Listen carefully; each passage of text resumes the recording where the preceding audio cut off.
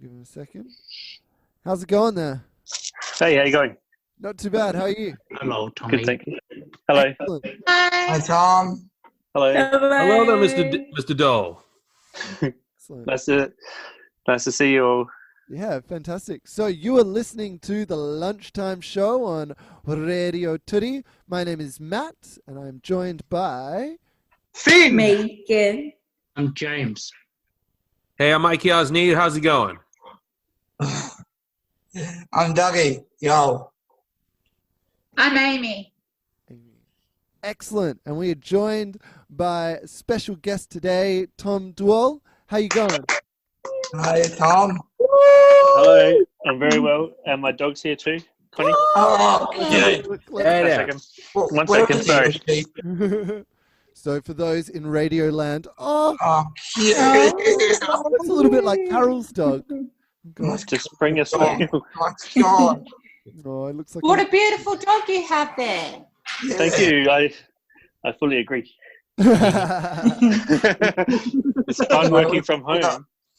Oh, that is an advantage of working from home. We've been able to see lots of Amy's dog, which I've been very happy about. Yeah. A bit of James's cat as well, which is It's not here. here at the moment. I'll get him. We get him. That's all right. We don't need him now. Should we run into some questions? So, Yeah, I think so.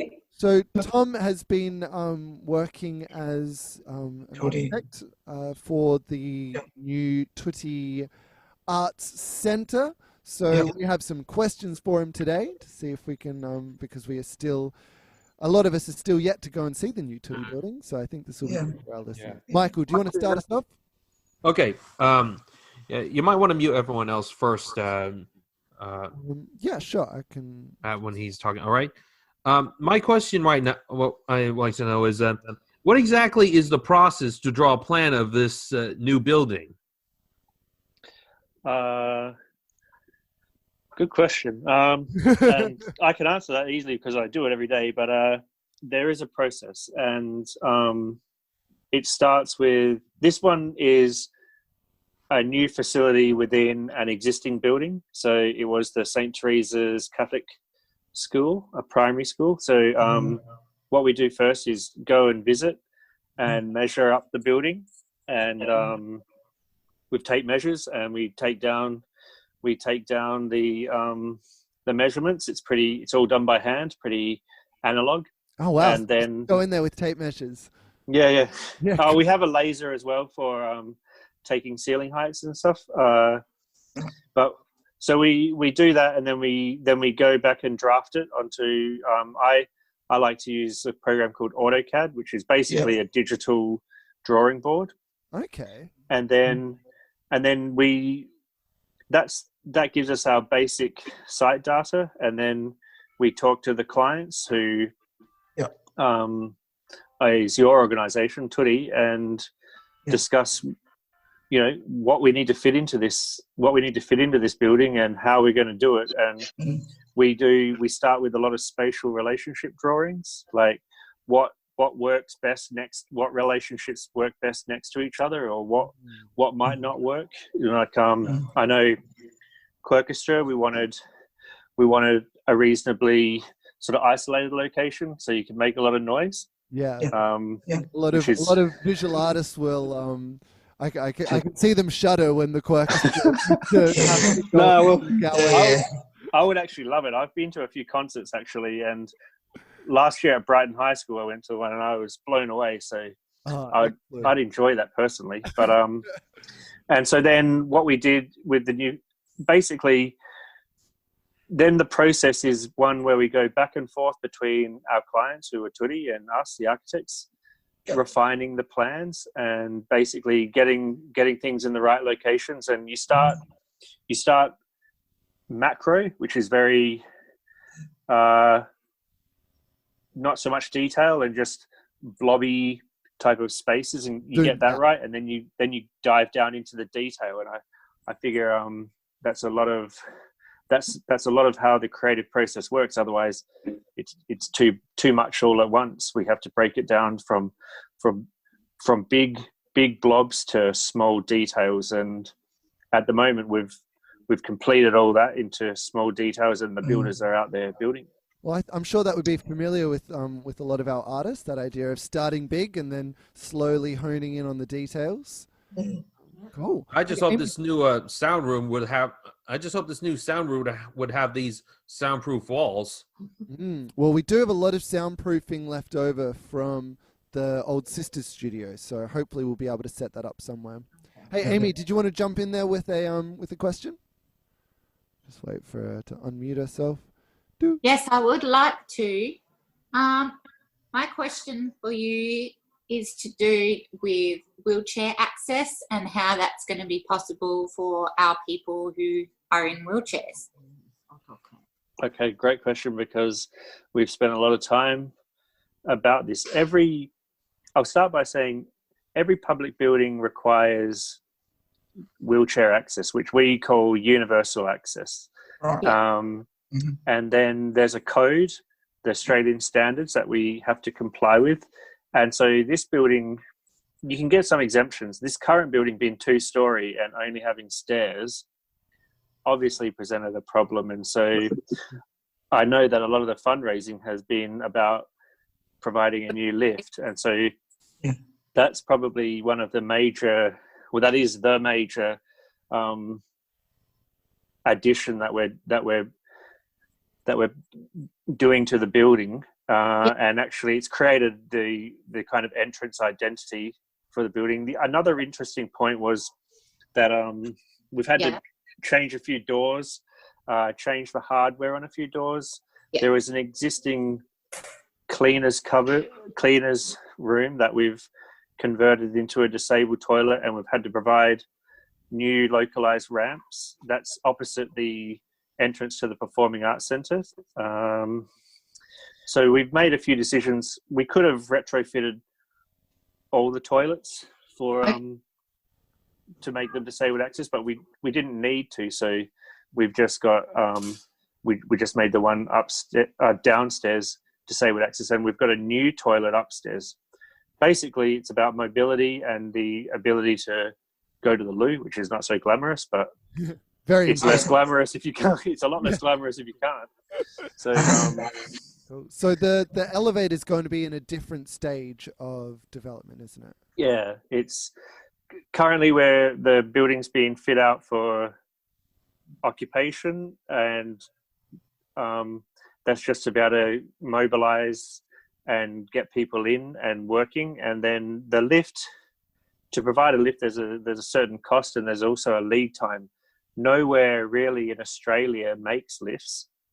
And so a lot of the components need to be imported, which thankfully isn't being held up too much by COVID. The ships are still sailing around, but there still is a lead time regardless. And they also,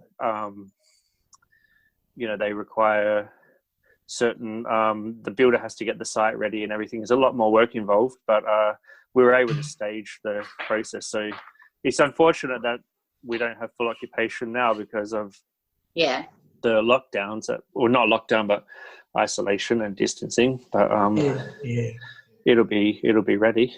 We'll get there. Excellent. All right, Megan, do you want to jump in there with one of your questions? And then we'll go to you, Dougie. Which one first? Well, you were going to ask maybe how long? How long have you been in art detection or design for? Myself? Yeah. How long? Yeah. Oh, okay. I started studying in 1999 and graduated in 2003. So I've been an architect now for 17 years. And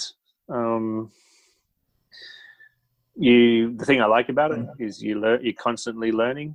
Design is a process, and you never stop learning, which means it's a good job when you're getting older, because you've got your experience counts as I'm starting to get older. But basically, I think I've always been into design though. Even when I was a kid, I used to really like football. But what I realized is I like the uniform, the uniforms, and the colours and patterns, probably more than the game itself. So there's always been a bit of design, in there. And what's your favourite football design? Well, design? I think a classic design is when the Guernsey has a sash, and so like Richmond. Oh yeah. When I was a kid, there was West Torrens. They had a blue jumper with a yellow sash, and so same with my high school. But I like the combination of dark blue and light blue, and I grew up in Unley, so I quite like the Sturt football club uniform. Didn't know I was going to go there at this interview, but Sturt is a good uniform.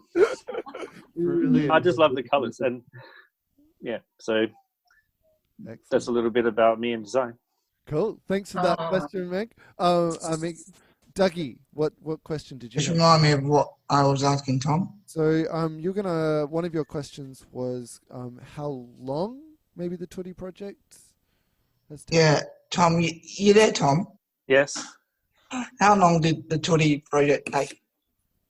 Well, it's still going. I'm actually gonna be there on Saturday helping with a working bee, but so it's still going. But we started looking at it in great detail in the second half of last year. Yeah. When the organisation was able to secure the site, beautiful, wonderful location, I believe, and so really the process has been for a normal process. This has been relatively fast tracked, and we've had builders and project managers with us since day one, which is a little bit different to like how we would do, say, a residential job. But actually, I went to Tutti up on the hill in 2015, and I went for a wander around, and I did a few schemes for another building on another location back then with my boss at the time, Steve Grieve, and that's when I first met Pat, and that's when I first discovered Tutti and started going. I've been a regular ever since at the concert. So this design process has been quite swift, actually, even though it doesn't seem like it, because building is so slow. But in comparison to other, I'm able to compare with other projects, and this is reasonably fast. I could imagine some projects just take years. I could tell you some very painful stories, but the process does take a long time, but this one's been reasonably quick, and we've had good regular contact with Tutti and had good decision-making sessions. So it's been very enjoyable. I mean, that's probably the most important thing is, the processes can sometimes be very difficult, but this one's been very stimulating, and I've learned a lot about designing for artists and designing a facility that really is pretty unique. A working arts facility is a bit of a thrill. Yeah, cool. That sounds good, Matt, doesn't it? Yeah, it sounds great. That was just one of my questions, wasn't it? Yep. We'll another one, James. We'll throw it on to James next. James. Right. James, do you have a question? You'll be working for building a Tutti. So what other jobs have you got in your head? Oh, okay. Well, as we speak, I'm doing some concept sketches for a basketball stadium. Oh wow! Down somewhere in the Fleurieu. I've got a couple of houses that I'm working on at the moment. I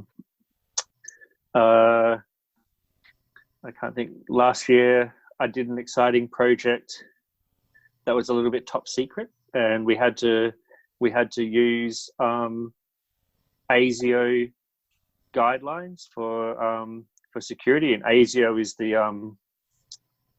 what are they? The Australian Security and Intelligence Organisation. That was a bit of a learning curve, because is that like the Australian CIA? yeah, it's, you know, if James Bond was here, he'd be working for them, not MI5. So that was really exciting. Hey, I'm James Bond. Unfortunately, I'm not allowed to say anything more about that one. but I really loved it. And, you know, you learn some things maybe you don't want to learn, you know, sniper proofing. Anyway, but those are some of the other projects. Tutti, I want you to feel comfortable that even though it's not to ASIO specifications, we don't anticipate any snipers or anything like that. We anticipate good times. And actually, a lot of the discussions with Pat have been about all the good scenarios that go on at Tutti, and designing to, you know, facilitate those and encourage more people to be able to be involved as well. Yeah. Yes. Well, there's definitely a lot more space here, which is great. So you're there at the moment, Matt? Yeah, I'm in the building right now. I was saying earlier, good. I didn't mean to be here today, but Where are you then? Oh yes, I got to say thanks for coming in, because I noted that you're Monday, Wednesday, Friday or something. Oh yeah. Oh no, Monday, Tuesday, Wednesday. Oh, you are? Yeah. Okay. Oh, good. All right, Finn, should we throw it on to you? What was one of your questions? What was my question?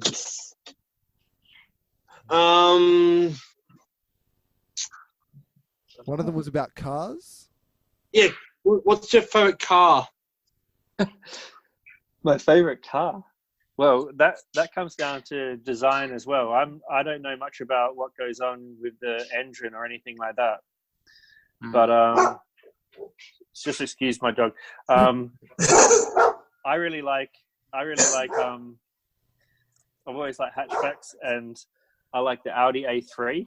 I actually have one.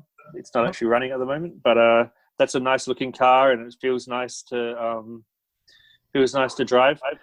One of my bosses said to me once, when I was considering buying an Alfa Romeo, he said, Italian design, just leave it at clothes, you know, no moving parts. And so go for Germany with moving parts. And so I did. But yeah, Audi A3 is one of my favorites. I don't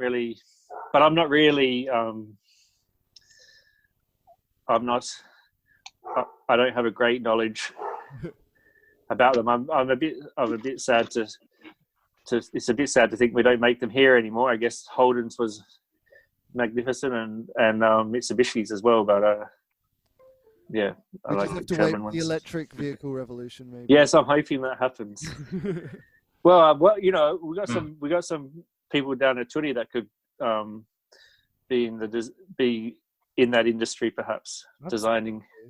Well, we've got some bikes that we made for the the Ausasia Festival a few years ago. Really? Yeah. There's like these 3-seater, 2-handlebar bikes. That sounds amazing.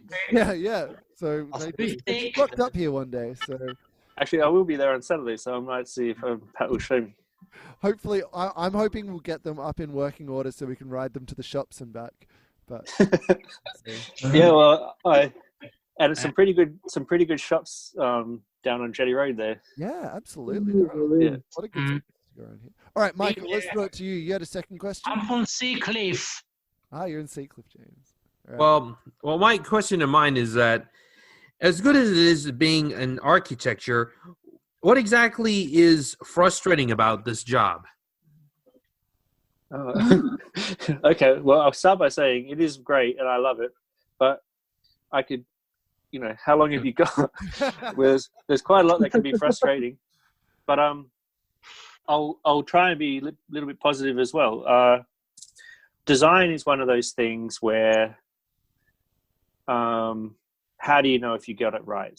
It's not like an equation. It's not like 2 + 2. Well, the answer's 4. I know I've got it right. I can go to bed now. Design, you never know whether you've gotten it right. And I go to bed every night thinking, could it be better? Could it be better? And then I find myself getting up in the middle of the night, going to my computer and working on the design more and more and more. And I guess that's frustrating for my wife and my pets and everything. But in saying that, it's also something that I love. That I love going through the process, and I love that it's, you know, I don't think there's any people that are naturally talented designers. It's just, if you just keep at it until you get it, you know, get it right. But you'll never be able to satisfy everybody, because 2 + 2 = 4. I think that would satisfy most people in the universe. But how the outcome of a design, which is problem solving as well, it's difficult. Yeah. It's difficult, but yeah, that's a frustrating thing, but also, you know, one of the delightful things. Yeah, and I'm sure a lot of Right. Tutti artists would recognize that feeling of just, you know, you're working on an artwork, but it's just like, how do you know when it's finished? How do you know when the last stroke of the pen? Exactly. Well, can I just say one thing about art? Sometimes people feel guilty about finishing, but they have to stop because it's just right, and you've got to not tinker with something anymore. There's a real balance, and I think that it's something that, although I'm not an artist as such, we are in the creative industries, and I think that there's something that we share with all the. I can relate to that with all the artists at Tutti. You know, going through the process and having to. Sometimes you just got to put yourself out there and not know if people are going to like it. Yeah, take some risks. Yeah, it's like the same as singing. Yeah. Yeah. The same as all art forms.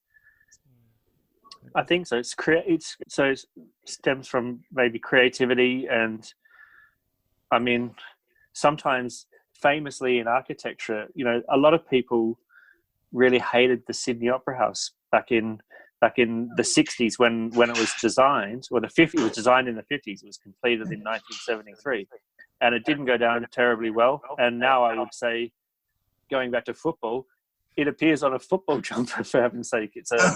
It's probably one of the most famous buildings in the world, and I don't know if it had as a glorious start to its life as it does now.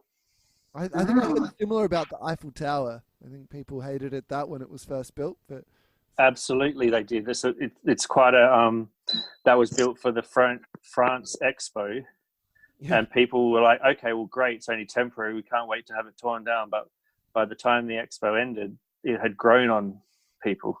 Yeah, I mean, it's a big. I think now, I mean, seriously, it's probably one of the most photographed structures in the world. Yeah. Well, I think it leads into Amy's next question. Amy, did you have a question for Tom? Yes, I did, but I don't remember what it was. I think you're going to ask. Sorry. Maybe his favorite architecture. Oh yes, of course. What's your favorite thing to design? Like your favorite thing to design?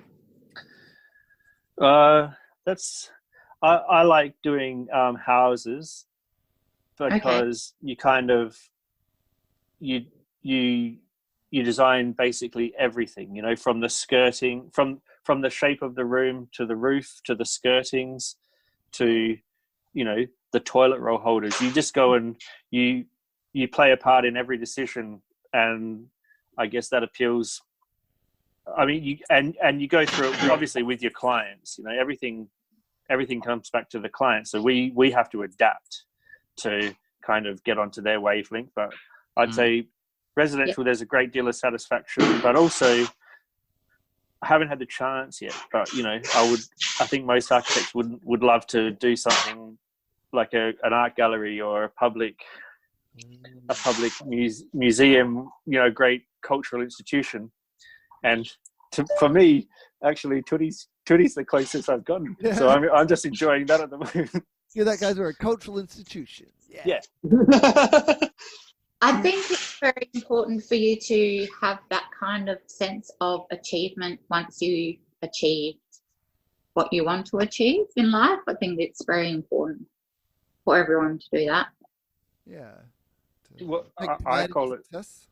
I call it stop and smell the roses. A lot of the times we'll finish a project, but the builder finishes it, and we've moved on to something else. And sometimes it's like you can be too busy to really enjoy it. And I feel like sort of like what you said. There's an old expression, you know, you got to stop and smell the roses. You got to actively take time out, enjoy the fruits of what you've done. One of those things I get is I did an extension for my mum on the house I grew up in, and so I get to visit that every couple of weeks. And mum, being my mum, says, "Oh, so lovely, Tom. Thank you." And makes me feel good. So I get that quite often because I would say my mum is probably my biggest supporter. Oh, how cute. Did she say, "I love you, Tom. I love you so much"? Well, she calls me Thomas, but yeah. Thomas. Did she say, "I love you"? She's the only person that does it. I went to America and no one changed it to Tom. Matt, anyway. Did I have another question for Tom? Yeah, do you want to jump in there with another question? Just remind me what it was. You were asking about maybe other people that he works with? Yeah, do you have other people who you work with? Yes, I do. Esther is working with me on this project. Esther, my colleague, and I think we've both been to a number of Tutti productions together, and actually last year at the Highway in that was incredible. Yeah, Andrew made us stand up. Yeah, I remember. Yeah, and taking applause. So that was 3 parts embarrassing and 7 parts delightful. So that was great. Actually, I should say I remember the performances at the Highway in were absolutely amazing. I was blown away by that concert, and so it was the first one that I brought my wife to, and did she enjoy it? She loved it. And I mean, she was first one to let me know that there was the Christmas concert, and we went to that one again at down on Sedona Bradman. Yeah. But the Highway in particular, I'd been to Brighton before, and I'd been to a couple of others. Yeah. But there's some great. But the Highway it's extraordinary. You know, the talent of you guys is amazing. So thank you for that. And there's something. That's okay. We work hard on our job like you do. Yeah, well, it shows. It definitely shows. Like we had the choir, and we had the I think sisters as well. Yeah. The concert as well. Yeah, I remember. And we had Declan was there. He went to high school with my wife. Really? Yeah. Declan, really? What school was that? Brighton High School. Wow. Apparently, we looked him up in her old yearbook. Declan, so wow. I remember the duet he did with you, Amy. Yes. Yeah. Yes. Yeah, that was excellent. One thing I've certainly learned is that sometimes the greatest projects don't have to be done by one man, and I have to learn that the hard way. Yeah, I can understand that. Yeah. I actually think as much as I like to think, you know, in my quiet times, oh, I'm so great. I'm not. All the best things I've ever done have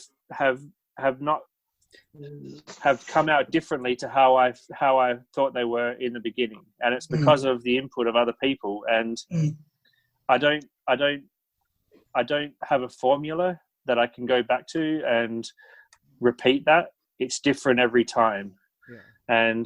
But I think collaboration is key. Yeah, it's key. And I think the most brilliant people are the ones that collaborate.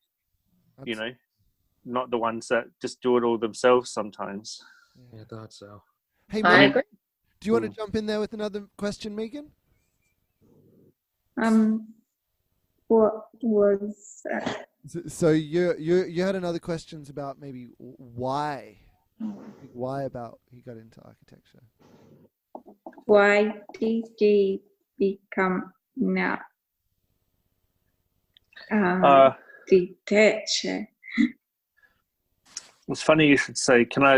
I'll just be completely this might sound weird, but I used to live in America, and I knew I had to come home at some point to start university. And I liked this computer game called Sim City.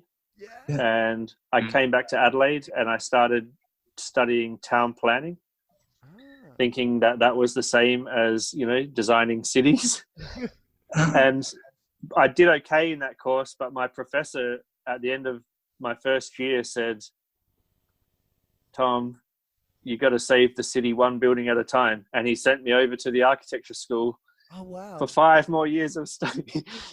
So I listened to him, and it's the best advice I've ever gotten. I didn't know I wanted to be an architect. I didn't even know until about 2 years into studying the course. It's so intimidating and demanding. You have to present your own ideas pretty much from day one, and it's extremely intimidating, but you get used to it, and I love it now. Brilliant. All right, we'll throw it over to James. I think James, you had another question. Well, if you're working on the Tutti right now, and we got 5 years to be in it, you're thinking building building something else? It's funny you should say. We have. There have been some discussions where we've thought, okay, we'll do this now, and then you know, if it's successful, we've got some ideas for how to build upon that in the future. And the reason we do that kind of thing, it's called master planning, where you try and think really long term, you know, maybe even 10 or 15 years into the future, even though it might not, even though you guys, you know, the organization might move, we still think like that. And by doing that, it makes the decisions that we make today and the work that we get done today, it means that it's not going to be a hindrance to any future work. And so there is a bit of a goal, for a long-term goal. If this location is successful, there are a few more plans, but equally they're just there as you know, drawn lines on paper at the moment, and they're helping guide our decision making, but they also might change in the future. My philosophy is, it can't hurt if it's on paper, you know. So we tend to just put any idea out there on paper. It can't hurt. Someone could say, "Oh, you're someone could hate it, but it can't hurt." And I feel like if you pick one option out of 10 options, then you know that one option is pretty good. If you're picking one option out of, you've only thought of 2, then, you know, you're less sure. You know, we're not geniuses, but we try to do our best by considering as much more than we need to. Therefore, we come out with what hopefully the best outcome. My planning a big cuckoo clock on the big wall somewhere.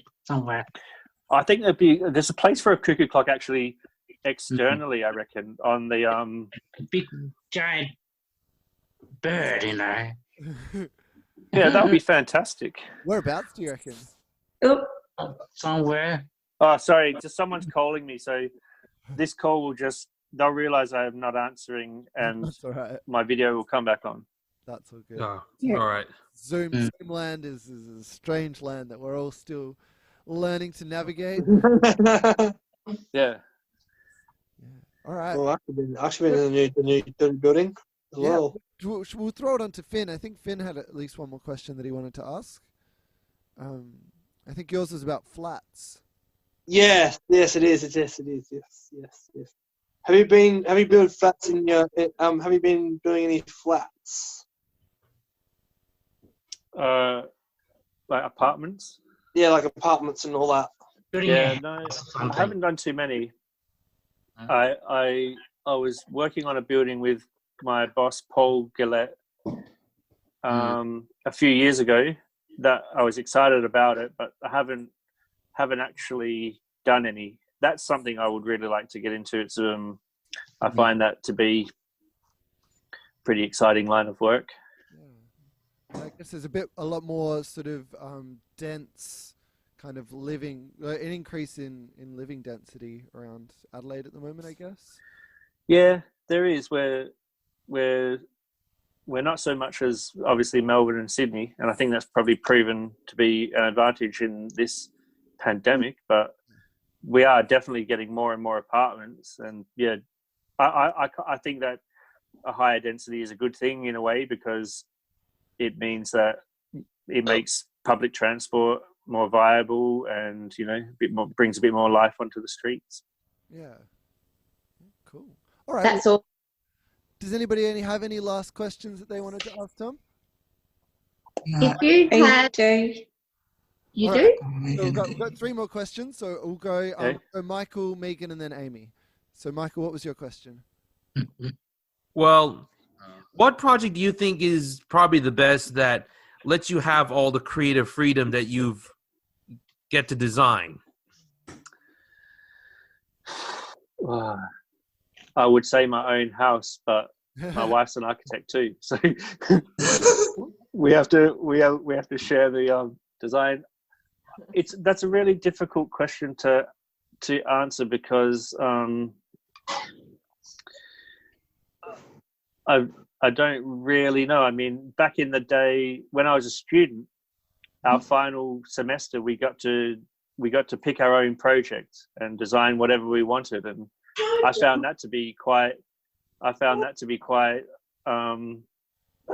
difficult to even know where to start on a blank canvas. So it's kind of a good thing that our projects are generally led by a client who comes to us with a brief, and a brief is almost like a set of parameters for a problem, and then we go about solving it. So I would say, but I guess that's where people like cultural institutions, because there's a history of them showing a bit of flair, and the building itself, the architecture itself, is almost on display like the exhibits inside. So that's probably where you would get the most freedom. But also you would have the most people having a say about it. Yeah. Right. Great question, Michael. All right, we'll throw it on to me. Thank you. What is your favorite musicals? Favorite musicals? Musicals? Yeah. Okay. Well, I don't want to offend anyone. I went to West Side Story. I didn't really love that one. I went to a couple of years ago. I saw Sweeney Todd, the musical. Yep. Pretty gruesome. That was great. I have to say, it was only this year that I saw The Greatest Showman for the first time. Wow. And I know you guys sing a few songs from that, but I thought that was pretty amazing. The movie with Hugh Jackman. Yeah. And I really enjoyed the songs. I loved it when they brought that woman in from Sweden, and she just got up in front of a crowd and belted out that song. It was amazing. So I love that. And then I also love Oklahoma is a fantastic one that probably one of the first ones I ever saw. Those are just a few. Don't really know too many modern ones. Cool.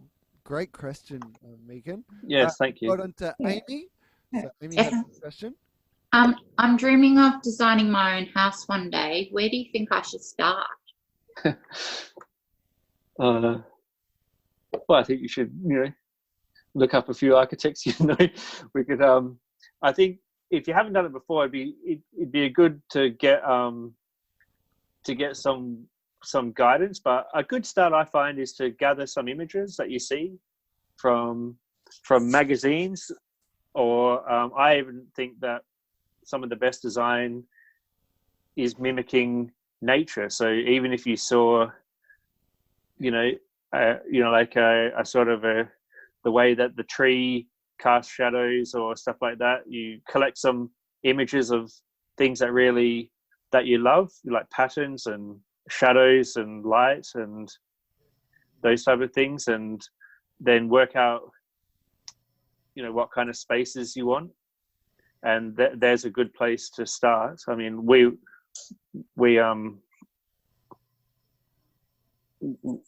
I guess a lot of my clients would come to us with, I don't know what they call it, a bit of a mood book or something like that. But that's a good way, I think. Or if you go to spaces and just try and think about why, if you feel good in a space, maybe just look around and try and analyze what are the elements that make it up, and then you might see it might be the way that the windows are, or a particular angle that lets the sun in, or something, a particular material like a certain carpet, or the way that concrete looks or something. Thanks for your advice, because I've always dreamed of, having my own home. Brilliant. Yeah, well, it's great to think about. It's I think about it all the time. I live in a house built by somebody else currently, but I think about it myself too. Yeah. Cool. Yeah. All right. I think Dougie wanted to jump in there with the last question. Dougie. Okay. Yeah, Tom, you there? Yes. I live in accommodation at Glenside, right? Yep. And I know this is a question to you, but if my light goes out, who do I call? A technician or who? Well, if you like, I don't know, you need to call an electrician. Electrician. So you guys wouldn't do it, would you? No, that's more of the building maintenance. We would design where the light goes, what kind of light fitting it is, where the switch goes. Yeah. And then all the technical stuff is done by a licensed tradesperson. Right. Sure. I usually just check the fuse box myself. Yeah. Yeah, you could do that first. Yeah. Yeah. Bill Duckett, get your stuff to do it, not yourself. Yeah, no. Yeah, that's good. That's good advice, yeah. All right. Well, I reckon that takes us about to the end of this interview. So, Thank you Tom, for coming on. Thank you so much, Tom. Thank Oh, you. thank you. Thanks for coming over, Thomas. yeah. The pleasure is mine. Again. Trust me. Yeah, we'll have to get you on board maybe once the whole Tutti project is finally finished. Yeah. Yeah, and if it's all right, next time I see you guys perform, I might come up and reintroduce myself. Yeah, absolutely. Yeah. Yeah. Excellent. Well, thanks again, and Thank you. yeah, we'll see you. Bye, Tom. Okay. Bye, See you, Tom. everyone. Bye, Tommy. Bye. See you. Bye. See you later. See you.